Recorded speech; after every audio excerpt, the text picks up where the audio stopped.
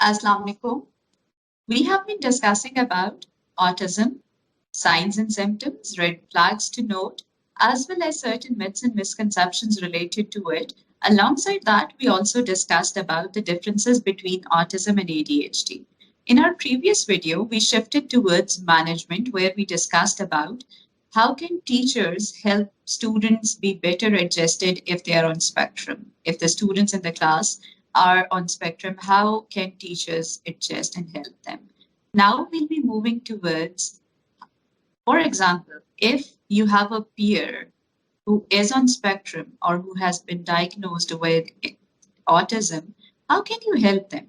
What are the do's and don'ts? And how can you make your peers better functional in the situation and circumstances that they are in? Assalamu alaikum. I'm Tahira Javed. I'm a consultant psychologist and a hypnotherapist. I'm working as a head consultant at Pehchan Clinic. Pehchan aims to provide mental health awareness by providing online resources and by hosting various workshops, trainings, and support group events. I am also affiliated with Integrated Health Services Children and Family Hospital as well as Institute of Medical Rehabilitation GH Islamabad. This month, we have on board Dr. Khurram Saleh, who is a consultant psychiatrist based in UK. His niche areas are autism spectrum disorder and ADHD.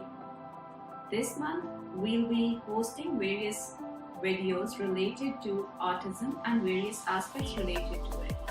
We would appreciate if you can drop your questions in the comment section that we can cater during the series of videos related to autism.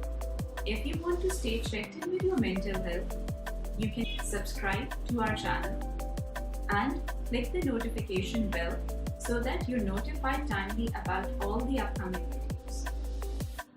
Our social media handles will be linked in the description box below. You can follow and like to stay connected to all the online resources being provided there. Thank you. एक बहुत common बात जो आ रही होती है वो ये आती है कि ये लोग एम्पैथेटिक नहीं होते या सोशलाइज करना ही नहीं चाहते. ऐसा बिल्कुल भी नहीं होता. We have been discussing in the previous videos as well.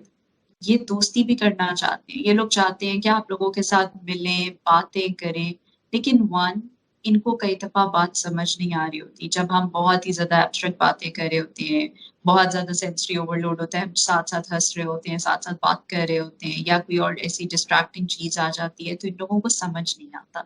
तो ये उस चीज को आपके साथ इंजॉय नहीं कर पाते. इसी तरह ये कई दफा कॉन्वर्सेशन होल्ड नहीं कर सकते या इनिशिएट नहीं कर सकते. ये आपके टॉपिक्स ऑफ इंटरेस्ट को मैच नहीं कर पा रहे होते, जिसकी वजह से ये अकेले अकेले रह रहे होते हैं. दे डू वांट, वो अकेले बैठे हुए भी आपके साथ खेलना चाहते हैं. कई दफा आप नोट करेंगे कि स्पेक्ट्रम पे जो बच्चे होते हैं वो ऑब्जर्व कर रहे होते हैं कि आप लोग क्या कर रहे हैं, और in that observation they do have that wish कि वो आपके साथ खेल सके, लेकिन क्योंकि वो खेल नहीं पाते. अच्छा, जब वो खेल नहीं पाते तो होता क्या है, somehow or the other कुछ बच्चे जो हैं वो उनको इस तरह का रिमार्क दे देते हैं, इस तरह का कमेंट कर देते हैं, या कुछ ऐसा एक्ट कर देते हैं जिसकी वजह से स्पेक्ट्रम पे जो बच्चे होते हैं बहुत हर्ट हो जाते हैं. अब वो अपना हर्ट भी आपको एक्सप्रेस नहीं कर पाते. वो आपको एग्जैक्टली बता ही नहीं सकते कि वो क्या फील कर रहे हैं, क्योंकि उनके इमोशनल एक्सप्रेशन वीक होते हैं.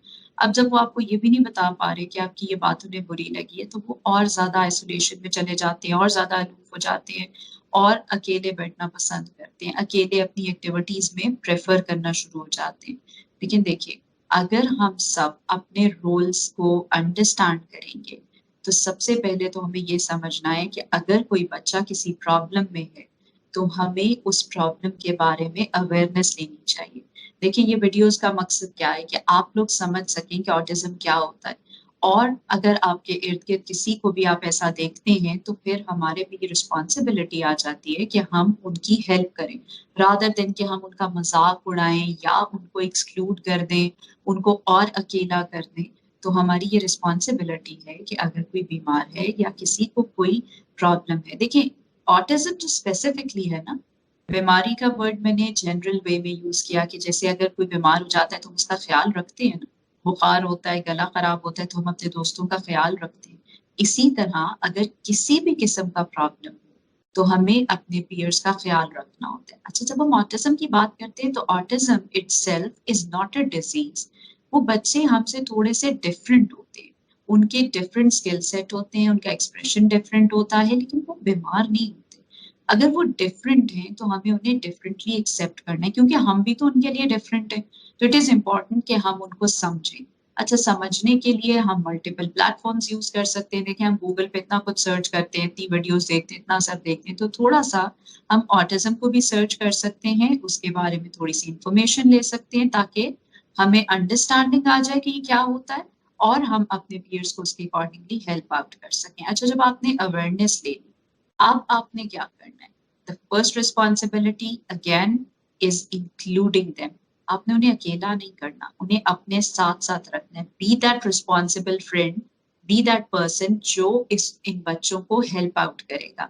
अगर आपकी क्लास में कोई है तो आप उसके साथ फ्रेंडशिप करने की कोशिश करेंगे, आप उससे जाकर खुद बात करेंगे, ट्राई करेंगे कि उससे उसके इंटरेस्ट पूछ सकें, उसकी स्ट्रेंथ को देख सकें और उसके इंटरेस्ट की बात करें। तो वो आपसे आहिस्ता आहिस्ता आहिस्ता कंफर्टेबल हो जाएगा, और आपको ये पता चलेगा कि वो कितने स्वीट होते हैं, कितने काम होते हैं। जब वो किसी के साथ कंफर्टेबल हो जाते हैं तो किस तरह ओपन अप होते हैं, और वो आपके लिए भी बहुत केयरिंग होंगे, आपके लिए भी बहुत इमोशनल होंगे। तो इट इज बेटर कि आप उनके इंटरेस्ट से उनसे बात शुरू करें, एंड स्लोली आप उनको अपने बाकी फ्रेंड्स के साथ भी फेमिलराइज करना शुरू कर दें। इसी तरह वो बहुत ज़्यादा इंटरेस्टेड होते हैं कि वो ग्रुप एक्टिविटीज़ में पार्टिसिपेट करें। उसके लिए क्या है कि आप उनको क्लियरली ग्रुप रूल्स बताएँ, सोशल नॉर्म्स बताएँ। अगर आप कोई गेम खेल रहे हैं, तो उसके रूल्स उनको बहुत क्लियरली एक्सप्लेन करें। 1 दफ़ा करें, 2 दफ़ा करें, शॉर्ट सेंटेंसेस में करें, बहुत क्लियर उनको बताएँ, क्योंकि उन्हें बहुत क्लियर बातें समझ आती हैं। जब आप घुमा-फिरा के बात करते हैं, तो उनको क्लियरली पता नहीं लगता। आप उनको बिल्कुल ए, बी, सी, डी इस तरह करके बताते जाएँ, तो वो गेम के रूल्स भी समझेंगे। अच्छा, ड्यूरिंग द गेम अगर आपको लगे कि वो रूल्स को फॉलो नहीं कर रहे, तो आप उन्हें रिमाइंडर दे सकते हैं। यू रिमेंबर, हमने रूल्स डिस्कस किए थे, so you need to follow the rules. So by the rule, this is what we need to do. तो उन्हें याद आ जाएगा और वो कर लेंगे, बजाए इसके कि हम एकदम से लड़ाई करें, नहीं, नहीं, नहीं, तुम गलत कर रहे हो, तुम ये कर रहे हो। उनको हेल्प आउट करने के लिए उनको रिमाइंड करवाएँ, राइट? पहले आपने उनको क्लियरली इंस्ट्रक्शंस दिए, रूल्स को समझाया, फिर आपने उनको टर्न बाय टर्न, आहिस्ता, आहिस्ता, आहिस्ता हेल्प किया, उन्हें एक्सप्लेन किया। टर्न बाय टर्न में क्या है कि अगर वो अपनी टर्न पे के बजाय किसी और की टर्न पे काम करने लगे हैं, तो आपने उन्हें एनकरेज किया कि no, we need to wait. देखो, अभी मैं भी वेट करूँगा, आप भी करोगे। जब मेरी टर्न होगी, I will work, on your turn you will work. तो ऑटोमैटिकली वो आपसे सीखेंगे। अच्छा, फिर बहुत सारी चीज़ें आप उन्हें मॉडल करके दिखा सकते हैं। सी, डू दिस, राइट? अब आप जब करके दिखाएँगे तो वो कर लेंगे। हैंडशेक है, लेट्स सपोज़ आप अपने बाकी फ्रेंड्स के साथ शेक हैंड करवाना चाहते हैं। इवन इन दैट केस आप उनको करके दिखाएँ, right? And make it a fun activity, force नहीं करना। ड्यूरिंग द प्ले भी आपने ट्राई करना है कि आप जितना फन क्रिएट कर सकते हैं ताकि ये एन्जॉय करें, राइट? उनको एनकरेज करें। अच्छा, जब एंड हो रहा हो, even whosoever wins or lose, आपने सेलिब्रेट करना है। You need to finish it nicely, ताकि अगर लेट्स सपोज आप जीते हैं, नेक्स्ट टाइम कोई और जीतता है, तो बच्चे अंडरस्टैंड करेंगे, ठीक है, कभी मैं जीता, कभी वो जीत गए। तो आपने उन्हें ये बताना है कि it's okay, whosoever wins we need to celebrate, we have to be happy in others happiness, right? So ये एक पॉइंट है जो आप उनको सिखा सकते हैं ड्यूरिंग द प्ले एक्टिविटीज। अच्छा, साथ साथ एक और काम जो आप उनके लिए कर सकते हैं कि अगर आप कोई प्लान बना रहे हैं, आपने फ्रेंड्स के साथ कहीं आउटिंग का प्लान किया है, तो आप उन्हें पहले से बता दें। एकदम से बताएंगे तो वो परेशान हो जाएंगे। So tell them in advance, will go to this place would look like this.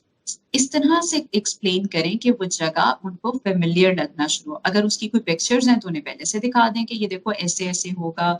जिसने साथ जाना है उनकी पिक्चर्स दिखा दें कि देखो ये भी हमारे साथ जाएगा, ये भी जाएगा, ये भी जाएगा, हम गाड़ी पर जाएंगे। सो आप जब उन्हें विजुअल प्लान देंगे तो वो उसके साथ फेमिलराइज्ड होंगे और उन्हें प्रॉब्लम नहीं होगा। अच्छा, इसी तरह आप उनको इनकरेज करते हैं कि वो एकेडमिकली कैसे काम कर सकते हैं। अब अगर उन्हें क्लास में समझ नहीं आ रहा था, वो क्लास में पीछे रह गए हैं, तो आप एकेडमिक्स में उनकी हेल्प कर सकते हैं, आप अपने नोट्स दे सकते हैं, आप उनको क्लियरली समझा सकते हैं, क्योंकि टीचर्स के पास शायद उतना टाइम नहीं होगा जितना आपके पास हो सकता है। तो आप जा सकते हैं, आप उनके घर विजिट कर सकते हैं, उन्हें अपने घर पे इनवाइट कर सकते हैं, लेकिन पुश नहीं करना किसी भी चीज में बहुत ज्यादा। उनके कंफर्ट लेवल को माइंड में रखते हुए आपने काम करना है। अच्छा, जैसे ही अब आपको ये पता है कि आपके जो इर्द गिर्द पीयर्स हैं वो स्पेक्ट्रम पर हैं, तो आप नोट करेंगे कि वो अपने लिए बहुत ज्यादा स्टैंड नहीं ले पाते। अगर उनके साथ बाकी लोग कुछ गलत कर भी रहे होते हैं तो वो स्टैंड नहीं ले पाते। So you are the one जो उनके लिए स्टैंड लेगा, जो उन्हें बुलीज से बचाएगा, जो उन्हें नेगेटिव आउटकम्स, जो इर्द गिर्द के नेगेटिव कमेंट्स होते हैं उनसे बचाएगा। Right, so you have to take stand for your peer, क्योंकि आपने उसको प्रोटेक्ट करना है। फ्रेंड्स का रोल होता है ना कि वो प्रोटेक्ट करते हैं। So you're the ones who would be the protective figures and you'll take stand for your peers. इसके अलावा कोई ऐसी स्पेसिफिक सिचुएशन हो जो आप लोगों से हैंडल ना हो, आपको क्लियर ना हो कि आप अपने पीयर्स को कैसे हेल्प आउट करेंगे, so you're always more than welcome to come and discuss it with us. We would guide you in specific कि आपको क्या करना चाहिए, क्योंकि एज आई सेड ये सब बच्चे एक दूसरे से बहुत डिफरेंट होते हैं। सो अगर आपका friend who is on spectrum is different and you think कि इनमें से चीजें उसे help out नहीं करेंगी, rather you need certain specific tips, you can always contact and we try to give you specific strategies. Thank you.